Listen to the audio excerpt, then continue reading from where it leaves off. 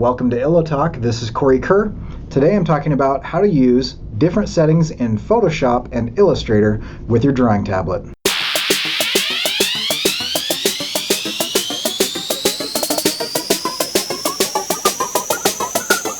Drawing tablets are one of my favorite things.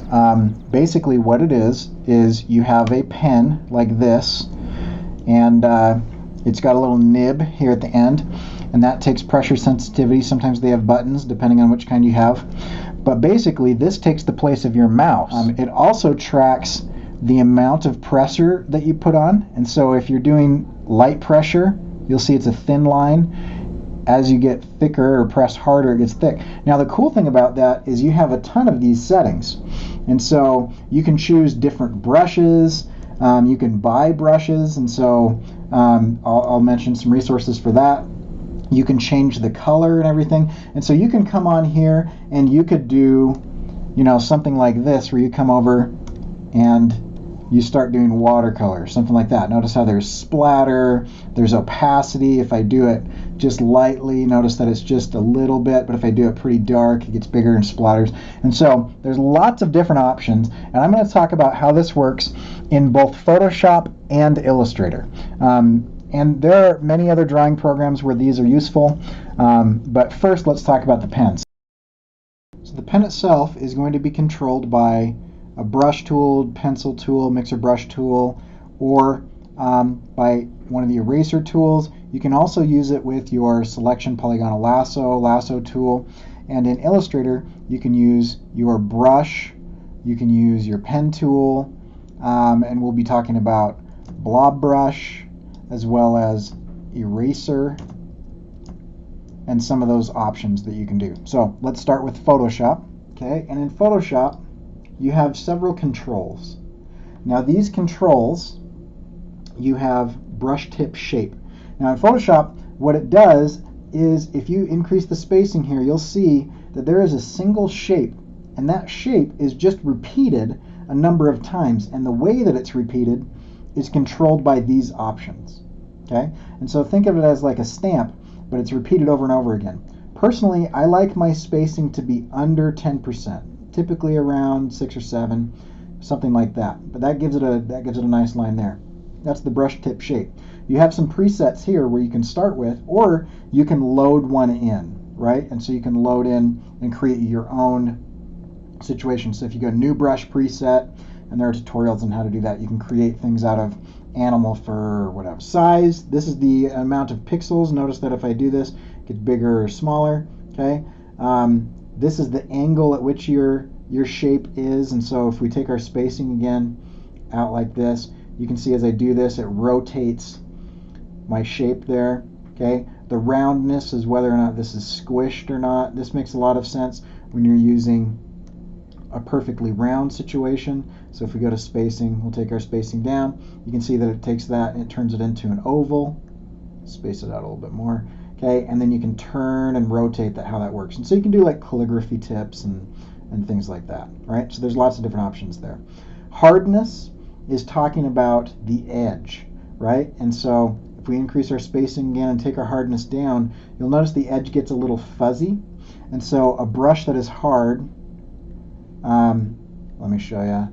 A brush that is 100% hard will create big shapes like that, right? Hard edge shapes. So if we take the hardness down, then we have this fuzzy edge going on there, and the reason that's acting weird is because of the spacing. So we take our spacing down, we can get kind of that fuzzy edge on a hardness 0, but if we go hardness 100%, then it's a hard edge, right?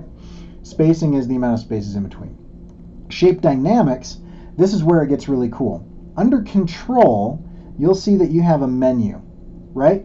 And typically on a lot of these that'll be off, and if it's off, then it just does this, right? But if you turn it to pen pressure, for example, then as I do a little bit of pressure, it's a thin line, but as I do a lot of pressure, it becomes a thick line.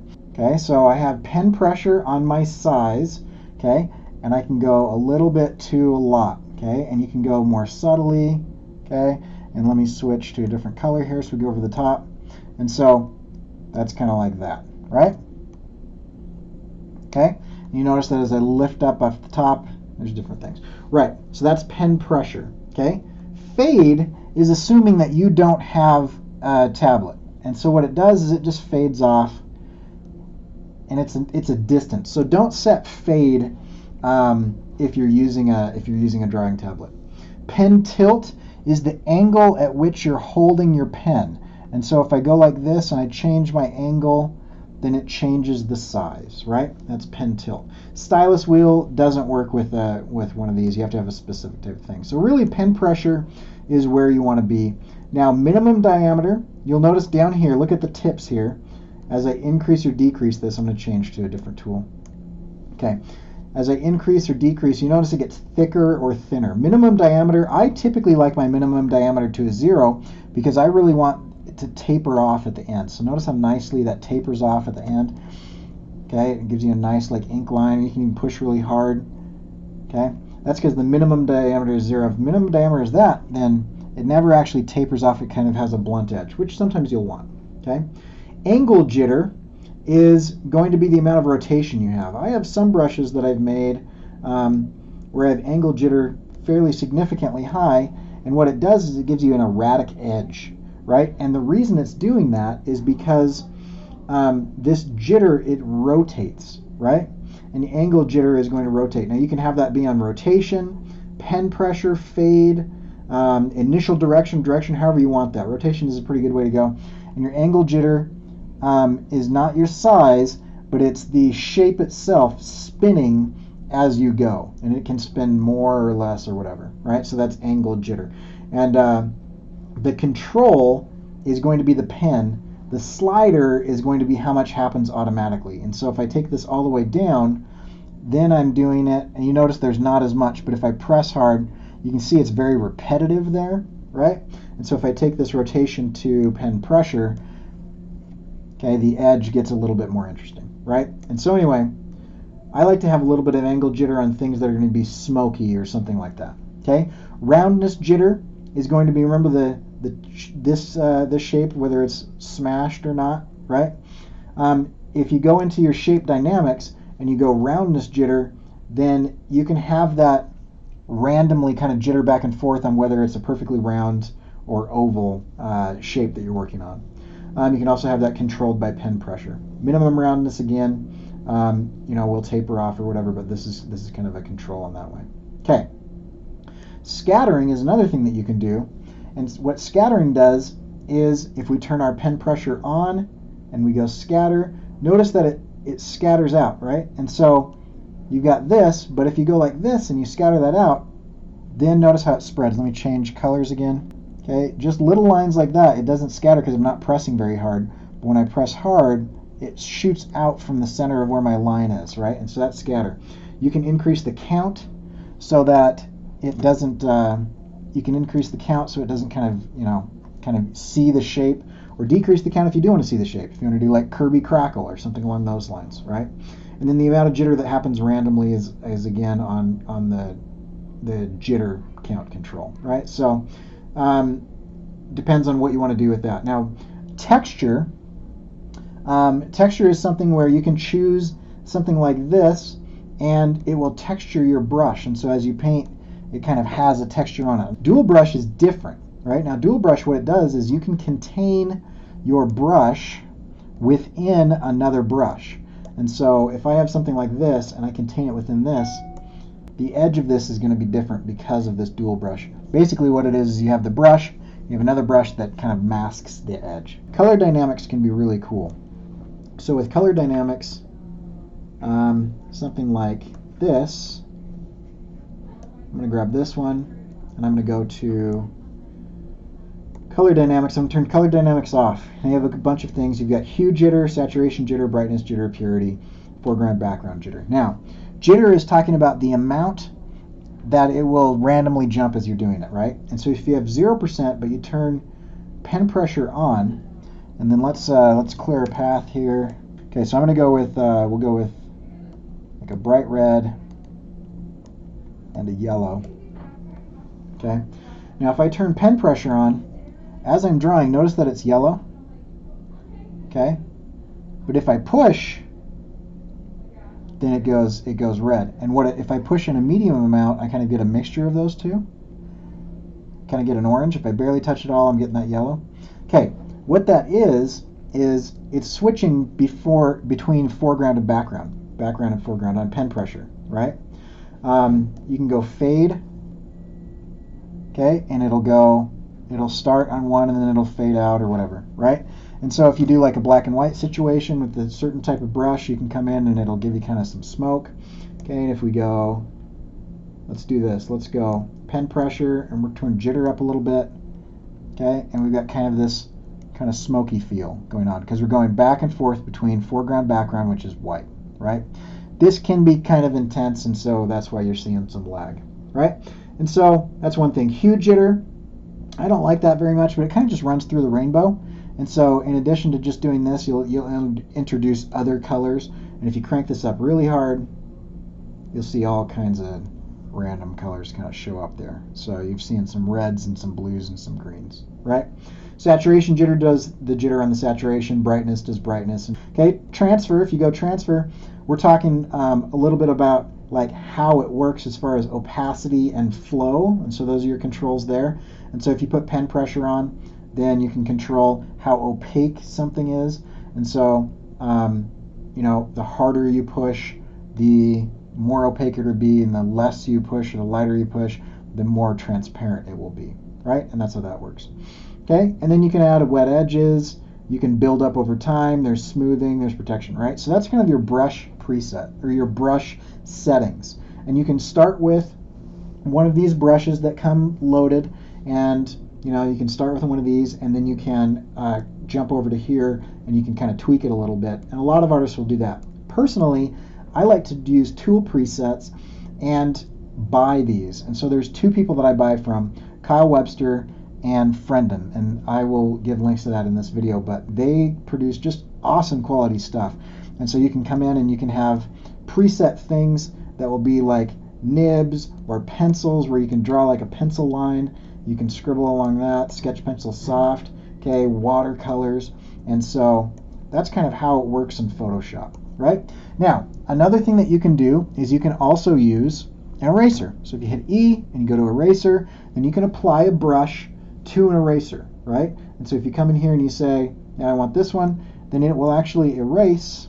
So now we're seeing how we erase, but notice that it's affecting that shape. And so it tapers off at the end, right? And you can kind of erase things. That's kind of nice. I like the eraser. Especially, another thing that you can do is you can add a mask. And so if we come in here and you add a mask to this and you get kind of a more erratic brush, you can control the edge of this mask really nicely. And so if I come in here like this, I can come in and kind of get some crackle edge, okay? And that means I can fill this in the back with a different color, blue, like that. Okay, and then we'll just paint fill. Okay, so this layer is blue, and so as I mask this out, this layer over here, different brush, let's do like a grass or something, right? I can go along the bottom here. It's not painting blue. What it's actually doing is it's actually showing through, it's masking out what's underneath, right? And so if I hide this layer, you'll see that I just deleted that because I'm using the paintbrush on a mask. Another thing that you can do with that that is kind of fun is you can use the mixer brush tool. And what the mixer brush tool does, and let's grab a preset here.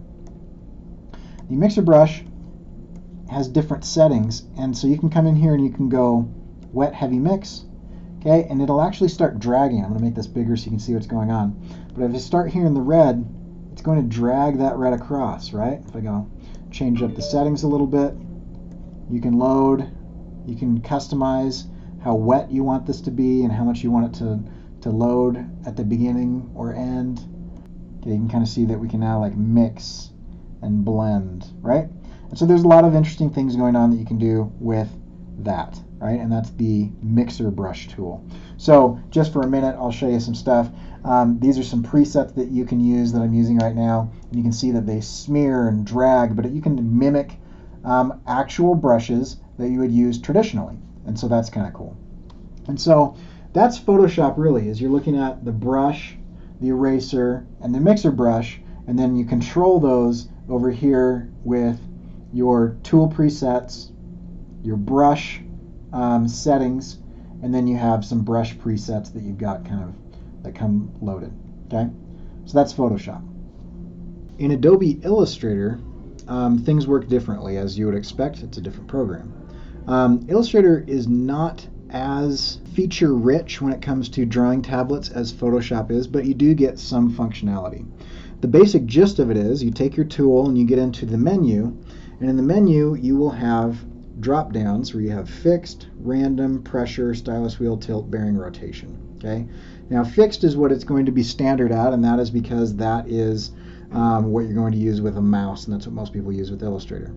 Random I wouldn't recommend. Pressure is the one that you're mostly going to do with a drawing pen, because that will be the amount of pressure that you press on the screen, how light or how heavy you press, and that will affect either the size, or the angle, or the roundness in this example. Stylus wheel is another one. Tilt doesn't seem to work as well, but it will be, you know, at what angle you're holding your pen. And then bearing is the direction that you're going, and rotation is what angle or how you're rotating the pen in your hand. And so I choose pressure, and you'll notice that on size you can go up or down on that size, but you'll notice that it gives it a little representation. Now angle we'll talk about in a minute, but roundness is this. Notice that slider as I move this up and down, or I can move this way. But roundness is going to be how round, either perfectly round or what type of oval it's going to be. And then the angle is going to be what angle that oval is going to go at. And so if you want like calligraphy, you can go like this, and you can have it kind of be at a 50 or 45 degree angle, and you'll get calligraphy, right? The other thing that you want to pay attention to on these is the fidelity, and we'll talk about that in a minute. But let's go through the different options that you have.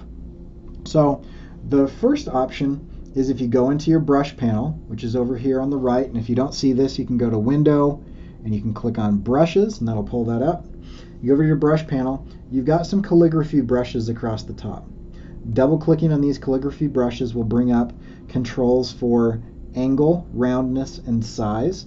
I would keep, personally, and this is up to you, I would keep your angle at 0, your roundness at 100, and your size, I would put that on pressure, and then you can get kind of a starting or finishing. Now, the larger you get, the more you're going to have on the heavy part, and then the variation in that, you can go variation down to nothing, right? And that'll be that there's no variation. Or if you want some variation and you have 106 points of pressure, and you want some variation to go down to almost nothing, then go up to 106 points.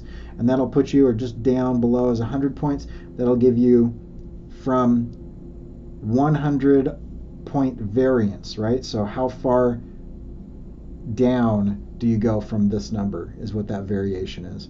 And you notice that the less you have, then the less variance you have, right? Variation. So from the biggest to the smallest. So I always crank this all the way because I want total control. Okay, and now when I click on my brush tool, which is right here, then I can come over, I can choose this 106 variation, and I've got to get on a layer that's not locked. All right, and so now I can draw. And as you'll notice some very big or very small differences, and as I press harder it gets bigger. Now here's the cool thing. The cool thing is that we now have a path with anchor points. And that path with anchor points is because we're still dealing in vector. And so if I grab one of these anchor points, I can pull it, I can adjust this path, right? We can use all the tools that you normally use in Illustrator. If I wanted to get out my pen tool and start deleting these, or if I wanted to get out my convert anchor point tool, then I could get that out and I could turn and bend and adjust. And so there's a little bit greater control that you have over that line. Okay. The other thing that you want to pay attention to when you're working with the brush tool is you'll want to pay attention to your fidelity, as we mentioned before. Accurate to smooth. Let me show you the difference. Accurate is what you just got. It's something like this.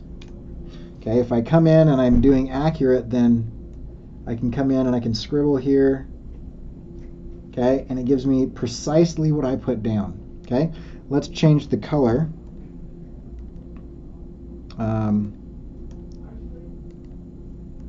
like so. And now watch what happens when I double click in here and I go all the way to smooth. Okay, then as I start drawing, watch carefully what happens right as I let go. I'm about to let go. 3, 2, 1. As I let go, it jumps.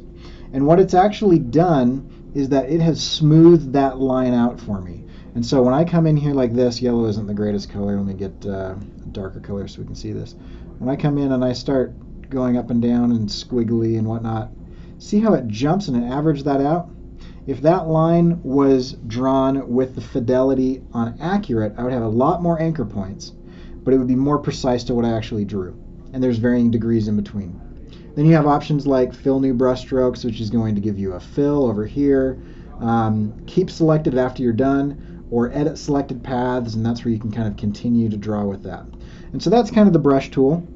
And then you've got the blob brush tool. Now the blob brush tool is really awesome. The blob brush tool works in conjunction with the eraser tool. And how it works is this. You're going to have some sort of color, and you're going to come in and you kind of go like this, right? And I can kind of color. But notice instead of a stroke, it's a filled shape without a stroke. And I can come in here with my eraser tool and I can edit that shape just by drawing. So I don't have to deal with the anchor points or the curves or the paths or anything like that. It's very intuitive. I can just come in here and erase what I don't want. Shift B, bring back what I do want, and I can add to that. And notice that it's adding to or taking away from that shape. Very, very, very cool. Okay, again, the eraser, double click on the eraser, and you have angle, roundness, and size, and you've got all of those options under there just like you normally do. So I always go pressure, variation up to all the way to max, and then that gives you total variation. Right? Same thing with blob brush tool, double click, and you will have your size, angle, roundness. You've got your fidelity, accuracy, or smooth, and you can slide that. And then you've got your drop down menu here, fixed random pressure, stylus, tilt, bearing, rotation. Again, I choose pressure and I crank my variance all the way to the right. Okay? Another thing that you can do is you can create your own. So there's some presets here, right? But what if I wanted to come in and create my own brush? And one of my favorite brushes to make looks like this. So I'm going to come in here like this, and I'm going to make a black line, get rid of my fill, and I'm going to just have it come out in the middle, and then I'm going to have it come to a point at the ends. Okay? And I really like this particular shape because of what you can do with it. And so I take this and I drag it over, mouse over that brush icon, and then when I get that green plus sign, you let go. And that brings up this menu. And this menu is the new brush menu. There's a lot of different things. Today we're only going to talk about the art brush. And you click OK. Okay, and notice that you have all of these options, right? Let's ignore these. I have other videos on these, but right now, take your width from fixed to pressure. And then when you click OK, and you use this brush, okay, notice how it tapers off at the end, and you can come in and you can kind of get these nice tapering lines. Okay, but the harder that you press, or the lighter that you press, it gets thicker or thinner. Okay, and so that's kind of a nice way to use the pens, right? And so let me show you. Let's say I've already inked this. Let me show you what I would do to kind of color it. And so I'm just gonna color this tank right now. And so I've put this layer down. I'm gonna get out my blob brush tool, so I can come in and I can just kind of color. And I don't care too much about going over the lines. You might want to zoom in. Okay, so I'm over the lines a little bit. Shift-E, left bracket, right bracket, just like in Photoshop. And I'm just going to kind of shave those off there. So I can still come in and edit these paths, right? I can use my white arrow tool. Okay, or I could come in and say, I just want to shave those off. Okay, maybe my size is too big. My variance, I'm going to take pressure sensitivity off and just put it on fixed. And then I can just come in and I know exactly where I'm going there. So you don't always need to use the pressure sensitivity. This is a ton quicker than the mouse. And I'm just drawing where I want it to be. Right, and I'm going to deselect. I'm going to come up with another color here. Get out my blob brush. I'm going to take my size down. And I'm also going to take my pressure and put it to fixed. And that way I know exactly where I'm going and I can just trace that edge. And look how fast I can do this compared to what it would take me to do with a mouse. And if you miss a little bit, you can always go back. Kind of that. Now I'm just going to take my white arrow tool, click on the center one, hit delete twice, and I've got it colored, right? And now I can come back, tap on this, get out my eraser tool, and it's only going to erase what is selected. And so I can come in, I'm just going to sure up that little line there, right? So you can see how easily you can start to work with this with those 3 or 4 different tools, right? So just to review, calligraphy brush, double click, angle, roundness, size. You can click size to pressure, okay? Or you can go and you can use your paintbrush tool, double click there. You get your fidelity from accurate to smooth, and that depends. The paintbrush tool is used in conjunction with your brush panel, okay? And so you can create your own brushes, or you can use the blob brush tool, which is underneath the paintbrush tool, and that's Shift B.